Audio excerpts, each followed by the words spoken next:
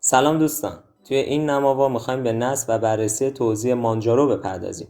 این توزیع شروع توسعه‌اش از کشورهای اتریش، فرانسه و آلمان بوده، بر پایه آرچه و از معماری X86-64 هم پشتیبانی میکنه. همچنین به همراه میزکارهای خیلی زیادی میتونیم این توزیع رو نصب بکنیم. حالا بیایید بدون معطلی بریم سراغ نصب و بررسی این توزیع. اینجا من طبق معمول شروع میکنم به ساخت یک ماشین مجازی جدید و توی این مرحله پرونده ایزوی این توزیع رو انتخاب میکنیم. در اینجا هم از اونجایی که این توزیع بر پایه آرچ هستش و ما آرچ رو اینجا نداریم، این گزینه رو انتخاب میکنیم و توی این مرحله اسمش که مانجارو لینکس هست رو وارد میکنیم و در نهایت توی این بخش 20 گیگ فضا بهش اختصاص میدیم و اینجا میایم با استفاده از این ویژگی سفارشی سازیش مقدار رم و تعداد پردازنده‌های بیشتری هم بهش اختصاص میدیم. خب حالا ماشین مجازی ما ساخته میشه. ما با استفاده از این گزینه روشنش میکنیم و تمام صفحهش هم میکنیم. خب حالا اینجا ما گزینه های مختلفی رو داریم که یکی از این گزینه ها boot with open source drivers هستش که ما همین گزینه رو انتخاب میکنیم.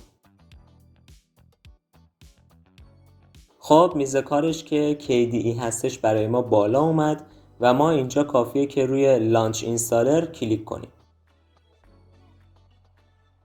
حالا نصب کنندش برای ما باز میشه که زتار مثل این که اسمش و ما حالا تمام صفحش هم میکنیم ترجیحاً و شروع میکنیم و مراحل نصب رو پیش میریم. اول از همه اینجا ایران رو انتخاب میکنیم به این شکل و میریم مرحله بعد. اینجا هم کاری نداریم، میریم مرحله بعد و اینجا هم گزینه Erase Disk رو انتخاب میکنیم و میریم مرحله بعدی که اینجا باید یک نام وارد بکنیم که من یوزر وارد میکنم به این شکل و یه گذرواژه که خب من طبق معمول یه گذرواژه ساده رو به این شکل وارد و تکرار میکنم. حالا این گزینه رو هم روشن میکنیم و این گزینه رو هم روشن میکنیم و میریم سراغ مرحله بعدی.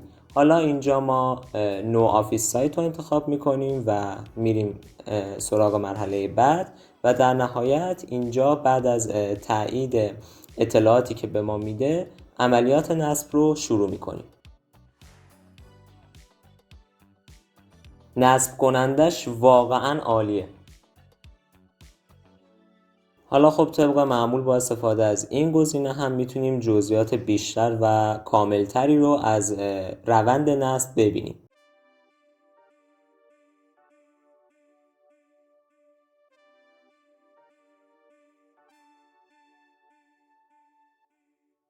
خب دوستان، نصب به پایان رسید و ما الان کافیه که این گزینه رو بزنیم و ریستارت بکنیم این توزیع رو. خب الان ما مانجارو رو داریم، به ما خوش آمد هم گفت و میتونیم یه بررسی انجام بدیم. واقعا توزیع سبکیه نسبتاً و حالا میتونیم بخش‌های مختلفش هم امتحان بکنیم، مثلا ترمینالش. من این ترمینالش رو تمام صفحه میکنم و به این شکل خود متنش رو هم اندازش رو درشت میکنم و یه دستوری مثل نوفتچ رو میزنیم و اینجا نمیدونم دقیقا چی داره میگه. نه خب مثل این که نوفتچ رو نداره. خب فکر میکنم که توی این توزیع باید از پکمن استفاده بکنیم چون بر پایه آرچه. واسه همین من مینویسم سودو پکمن داش اس فکر میکنم و نوفتچ. خب الان گذرواژه‌مون رو میخواد که وارد میکنیم اگه درست وارد کرده باشم و بله مثل این که میگه نتونست نوفتچ رو برای ما پیدا بکنه. خب این یکی از دلیلاش ممکنه این باشه که مخزناش بروز نیستن.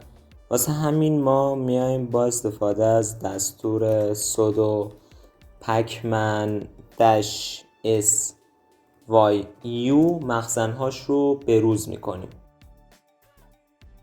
خب الان 1 گیگ مثل این که محتوا میخواد بارگیری بکنه که نه، ما 1 گیگ نمیخوایم چیزی بارگیری بکنیم و خب بازم همین مشکل رو داریم.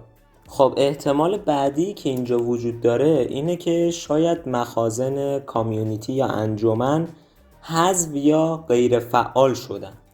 خب واسه همین ما میایم وارد این پرونده pacman.conf میشیم که مخفف کانفیگه، البته اشتباه من زدم، خارج میشم از این pacman.conf به این شکل.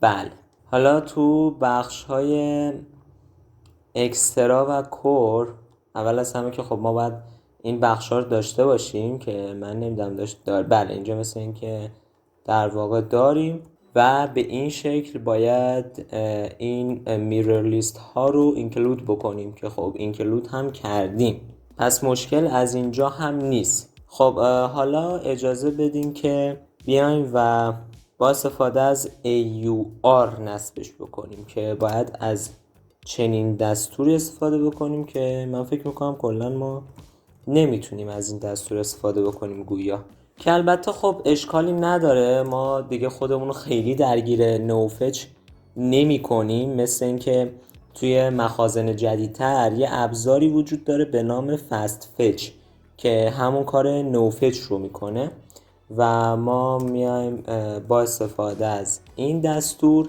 به جای نئوفچ سعی میکنیم که فست فچ رو نصب بکنیم که مثل این که پیداش میکنه و ما شروع میکنیم به نصب کردنش.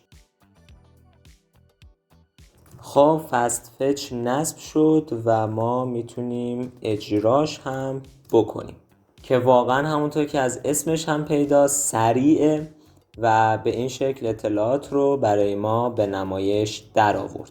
ترمینالش واقعا ترمینال خوبیه که البته ترمینال میز کار KDE هستش، یعنی کنسول، و این تیم توسعه دهنده مانجارو فقط یه خود اومدن سفارشی سازیش کردن مثل این که، ولی به هر حال واقعا زیباست و کارآمد و از ترمینال که راضی بودیم. حالا مرورگر هم میتونیم باز بکنیم ببینیم که سرعت باز کردن برنامه هاش به چه شکله که نسبتا خوبه دیگه. حالا یه مقدار طول میکشه باز بشه به خاطر اینه که توی ماشین مجازی هستیم، ولی واقعا زمان مورد نیاز واسه باز شدن برنامه ها توی مانجارو به نسبت بقیه توزیع ها کمتره و سریعتر برنامه ها باز میشن و محیط روونتری رو ما توی مانجارو داریم نسبتاً. کاوشگر پروندهش هم که دولفین، کاوشگر پرونده پیشفرض میز کار KDE که خیلی خوبه، ولی خب مال میز کار دیگه، مربوط به میز کاره، ربطی به توزیعی نداره، ولی توزیع واقعا روونه و بسیار بسیار عملکرد فوق‌العاده‌ای به نظر من داره و واسه کسایی که توی رایانه‌های قدیمی و ضعیف میخوان کارهای نسبتاً سنگین انجام بدن، این توزیع یکی از بهترین توزیع ها میتونه در واقع باشه. حالا ما لیبر آفیس و فری آفیس و اینا هم که داخلش نصب نکردیم، ولی برنامه‌های اساسی مثل VLC و فایرفاکس و اینا رو داره و حالا میتونیم تنظیماتش هم یه نگاهی بندازیم. من حالا اگه تنظیمات سیستم ستینگز که خب اینم اصولاً مربوط میشه به میز کار، ولی به هر حال نگاهی بهش بندازیم بله خالی از لطف نیست. به این شکل اینم از توزیع جمع و جور و سبک و میشه گفت پایدار و همچنین راحت مانجارو، من که واقعا ازش راضی بودم. قطعا خب این توزیع هم جا برای بهتر شدن داره، ولی در حدی هست که راضیتون بکنه. خیلی خیلی ممنونم که این نماوا رو تماشا کردین. خیلی خوشحال میشم اگه شما هم نظرتون درباره این توضیح رو توی بخش نظرات با ما به اشتراک بذارید و اگه این نماوا به نظرتون از کیفیت مطلوبی برخوردار بود خواهشمندم که حتما بپسندیدش و اگه دوست داشتید توی کانال هم میتونید مشترک بشید تا نماواهای بعدی من رو از دست ندید. تا نماواهای بعدی، خدایا رو نگهدارتون.